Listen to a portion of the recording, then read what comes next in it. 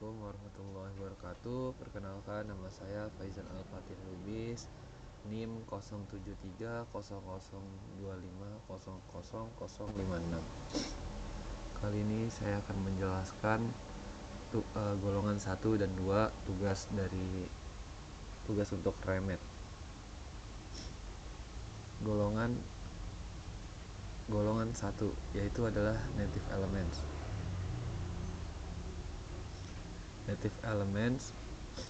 Golongan native elements dalam klasifikasi Berzelius adalah kelompok mineral yang tersusun dari satu unsur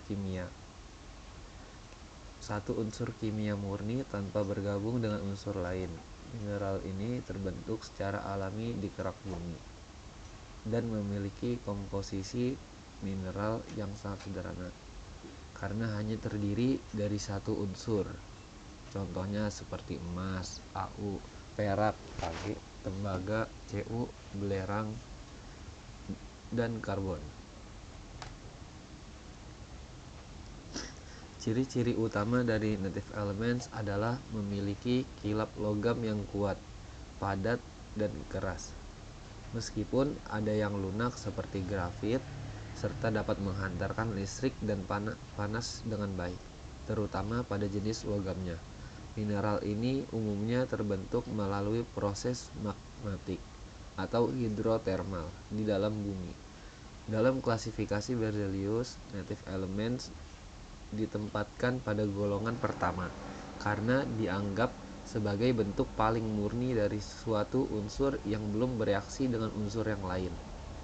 Contoh yang terkenal antara lain adalah emas yang berwarna kuning dan bernilai tinggi, perak dengan kilap putih yang mengilap, tembaga berwarna merah kecoklatan, serta intan dan grafit yang keduanya merupakan bentuk alami dari karbon, namun memiliki sifat yang sangat berbeda. Golongan ini menjadi dasar penting dalam mineral karena merupakan utama dari unsur logam dan non-logam di alam. Keterdapatan native elements. Native elements biasanya dapat ditemukan di berbagai tempat di kerak bumi, terutama di daerah yang mengalami proses magmatik, hidrotermal, atau vulkanik. Mineral-mineral ini biasanya terbentuk pada suhu dan tekanan tinggi di dalam bumi, kemudian terbawa ke permukaan melalui aktivitas geologi seperti letusan gunung api atau pergerakan magma. Contoh-contoh dari native elements yaitu ada emas, gold, Au.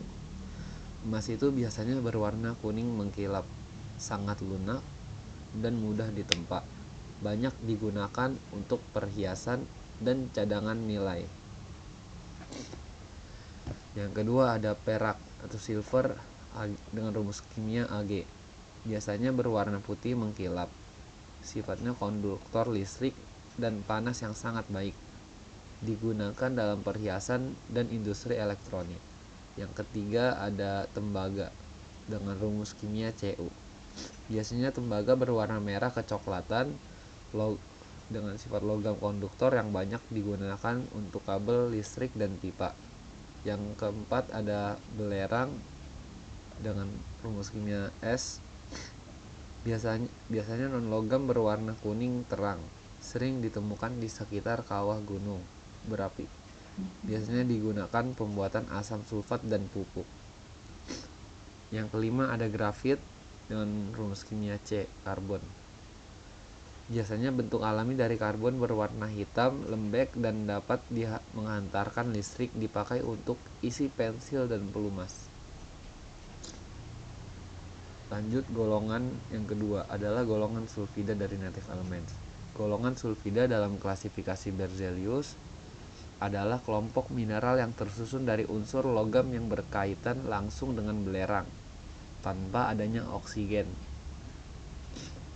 Mineral ini termasuk salah satu kelompok paling penting dalam dunia geologi dan pertambangan karena banyak diantaranya merupakan sumber utama logam-logam berharga. Ciri-ciri umum mineral sulfida yaitu memiliki kilap logam yang kuat, warna kehitaman dan keabu-abuan, berat jenisnya tinggi, serta tidak tembus cahaya. Selain itu, banyak mineral sulfida yang mudah teroksidasi di udara lembab, membentuk lapisan oksida di permukaannya. Proses terbentuknya mineral ini umumnya terjadi pada lingkungan hidrotermal, yaitu ketika larutan panas dari dalam bumi membawa unsur logam dan belerang, lalu mengendap di celah atau rekahan batuan saat suhu dan tekanannya menurun.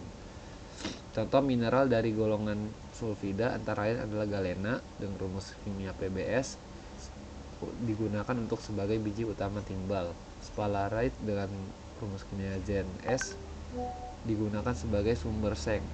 Ada chalcopyrite dengan rumus kimia CuFeS2 digunakan sebagai biji tembaga, sinabar dengan rumus kimia Hgs sebagai sumber merkuri, dan pirit Fes2 yang dikenal sebagai emas bodoh karena kilapnya menyerupai emas. Dengan demikian, golongan sulfida merupakan kelompok mineral yang sangat penting secara ekonomi dan geologi karena menjadi sumber utama berbagai logam industri.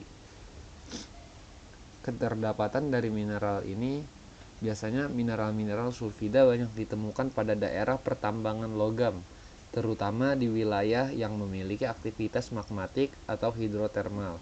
Keterdapatannya umumnya berkaitan dengan proses pembentukan batuan beku dan metamorf, di mana larutan panas fluida hidrotermal dari dalam bumi membawa unsur logam dan belerang yang kemudian mengendap di celah-celah atau rekahan batuan ketika suhunya mulai menurun. Endapan seperti ini disebut endapan hidrotermal dan merupakan tempat utama ditemukannya mineral sulfida.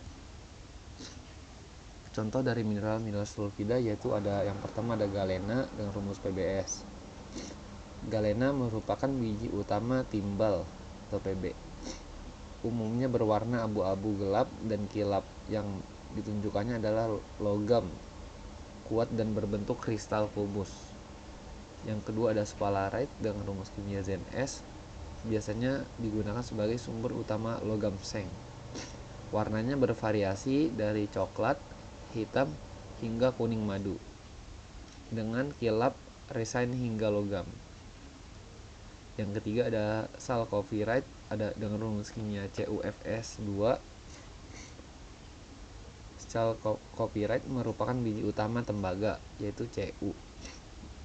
Warnanya berwarna kuning keemasan mirip emas, sering disebut sebagai emas palsu. Yang keempat ada sinabar dengan rumus kimia Hgs. Yang keempat ada sinabar dengan rumus kimia Hgs.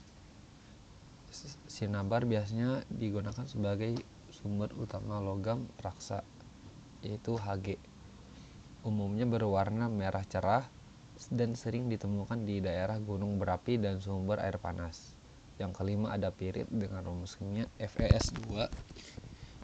Sering juga disebut sebagai emas bodoh karena kilapnya mirip emas, tidak bernilai ekonomis tinggi, tetapi sering ditemukan bersama mineral logam lainnya. Sekian, terima kasih. Itu saja presentasi dari saya. Kurang lebihnya mohon maaf. Assalamualaikum warahmatullahi wabarakatuh.